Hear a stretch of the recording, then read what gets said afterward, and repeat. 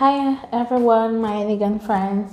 Welcome back to my channel. It's your girl Maya, and of course this channel is Enchanting Life 18 it.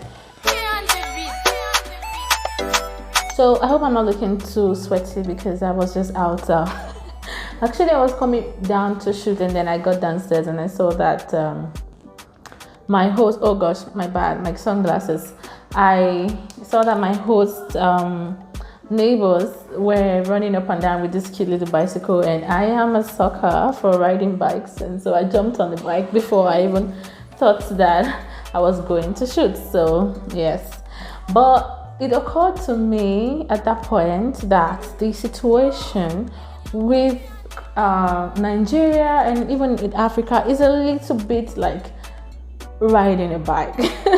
So that was where I got the idea for to use the bike as a part of this video. If you have not yet hit subscribe, please hit the subscribe button, and of course leave a like so that I will know that you actually like this kind of content that I make, so that I can make more of this sort of content. When you leave a like, you let me know that you like what you're watching. So this is actually a quick video. I didn't really plan this video, but I just thought that I should make it. I think I'm too far from the camera. I just thought I should make a video of this nature because of all the stuff that's been happening recently in Nigeria, especially with the NSAS campaign that is everywhere, police brutality, much like a Nigerian version of what happened to George Floyd. And yeah, so by the way, any Malians in the house, for the African ladies, how do you like my African Mali braids? So I wanted to make a video of this nature to talk about like mental health in Africa and the popular Nigerian show called Big Brother Nigeria. But the show has already ended, and I wonder if maybe I should make separate videos for this, but I'm trying to also save everyone's time and my time too. So I'll just mix everything up and hope that it will not be too long. So basically, I work in a psychological field, and I talk about mental health all the time and emotional intelligence. And if you watch my first video on this channel, please click on it if you haven't watched it already. You'll see that I talked about the importance of being in a good place mentally. And I was like, if you're not in a good place mentally, it's pretty much difficult to come out there and achieve your goals and take care of yourself and look your best and look good and put your best out there, because you would think that you don't deserve these things and you would not fight for what you want. You would not put in your best effort. You would not put in as much as you should put in if you're not in a good place mentally. Anyone who has suffered a bout of depression knows that it can be very difficult to negotiate life when you're feeling depressed pretty much all the time. And it's even worse if it's more, what you're dealing with is more serious than depression.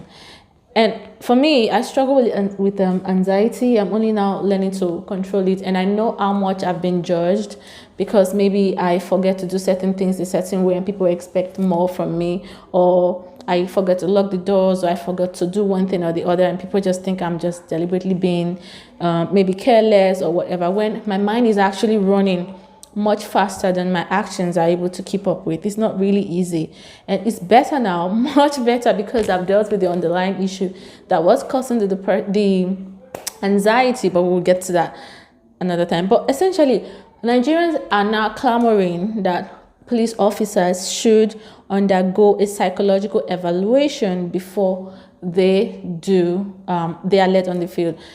Guys, let me know if you agree with this. Ladies too, please, because I've been saying this all the time, that mental health is something that we need to take more seriously in Nigeria.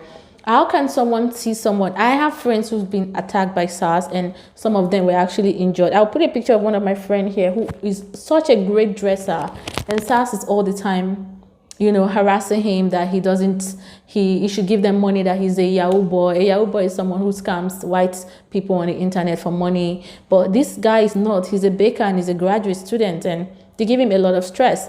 So I just wonder, like, why you let people out there on the field when you've not screened them psychologically. So if you have people who are psychopaths and sociopaths in the police force, these people do not have empathy.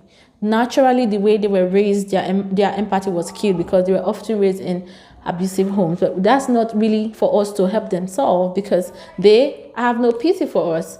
And then you cannot imagine that person has a gun and is in a position of power. What do you expect to happen?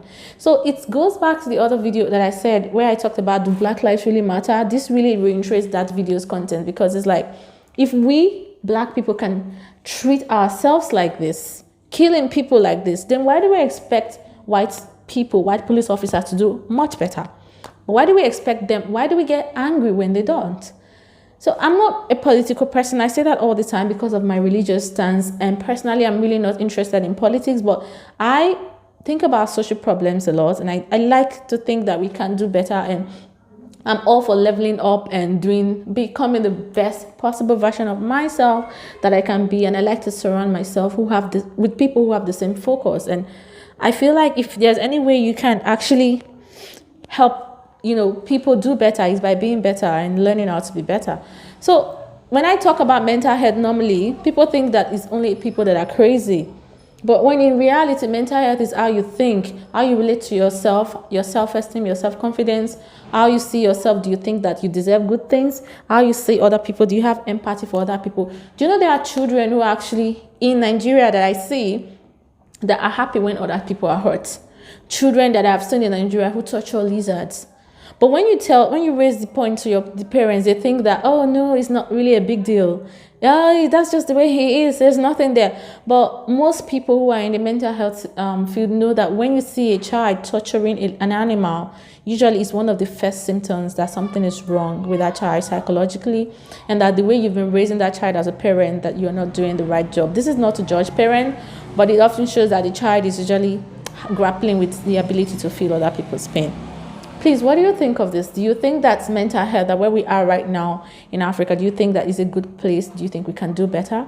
And oftentimes we shroud all these things in the realm of culture, and we say, oh, it's not our culture to do this. It's not our culture to do that. And then we just hide everything under culture, and we keep doing all these wrong things when we can actually do better. But because we're not examining the culture, we're hiding behind it, or sometimes even behind religion, then we keep excusing wrong behaviors. I will make another video right now and make it part 2 on what I think the state of mental health and emotional intelligence is in Nigeria and Africa as a whole. And I will still be interested in hearing your opinion on that one. So I will see you in the next video, because I don't want this one to be too long and the minutes really run too quickly. This is already 7 minutes. But let me know what you think with this police brutality and the whole SARS matter. And I'll put slides to show you my thoughts further on, to show you more of my thoughts on the whole SARS issue and how much they've really dealt with Nigerian youths. And it's unfortunate that some Nigerian leaders now come out and say that the protest has been violent, when in reality it's really not been violent, and it's just been very peaceful. I wonder what the future is with this whole police brutality thing. And then they changed the name from SARS to SWAT. And if you live in Nigeria, you know that the power company was called NEPA, and then they changed it to PHC, but there wasn't any difference in light. Like if you watch my video in South Africa, light is still as bad as it was. I'll see you in the next video then. All right, bye. Hey bikers in the house, let me know, leave a thumbs up and a comment if you love to ride, and if you have a cycling group that you are a part of and stuff like that.